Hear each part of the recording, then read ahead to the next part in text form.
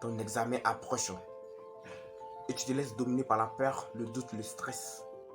Tu manques de confiance en toi. Tu as l'encouragement de ta famille, tes connaissances et tes amis. Mais tu te compares aux autres et tu vois qu'ils avancent 2 fois plus vite que toi.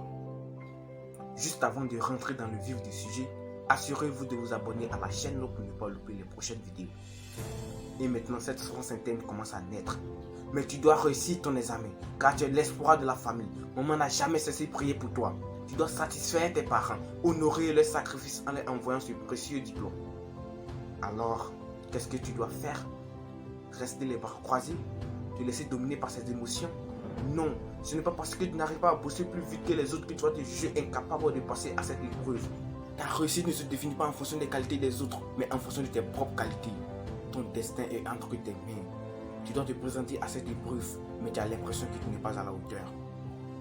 Et face à cette épreuve, tu as 2 choix. Soit tu décides de réussir, soit tu te juges incompétent et tu deviens l'acteur de ton échec. Non, tu dois réussir. Deviens l'acteur de ta lutte. Prends tes études entre tes mains et donne-toi les moyens pour apprendre. Même si cela te coûtera des nuits blanches, cela en vaudra la peine à la fin. Demande-toi pourquoi est-ce que tu étudies, quel est l'objectif que tu veux atteindre, quelle est la personne que tu veux être. Et regarde dans cette direction qui mène à l'accomplissement de tes rêves. Et arme-toi de toutes tes ressources. Le temps est le ressource le plus précieux que tu disposes. Ne joue pas avec ton temps car ta réussite en dépend. Ne te laisse pas distraire par quoi que ce soit. Passe moins de temps sur les médias sociaux. Établis un programme personnel et donne-toi des exigences pour respecter ce programme. Discipline-toi pour accomplir chaque tâche.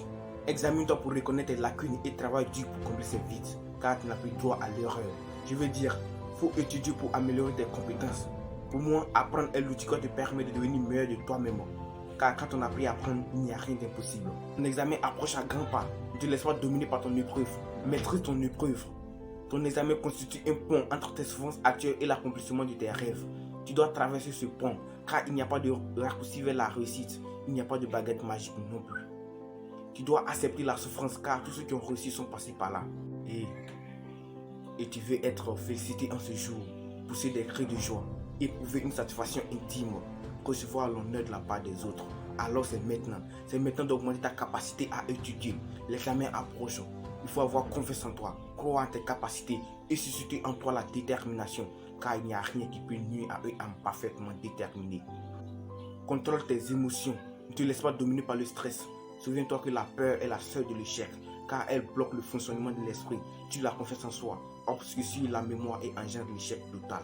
Ceci est maintenant pour les personnes désemparées, déçues, ceux qui se présentent pour la 2e ou la 3e fois à cette épreuve, peu importe le nombre de fois.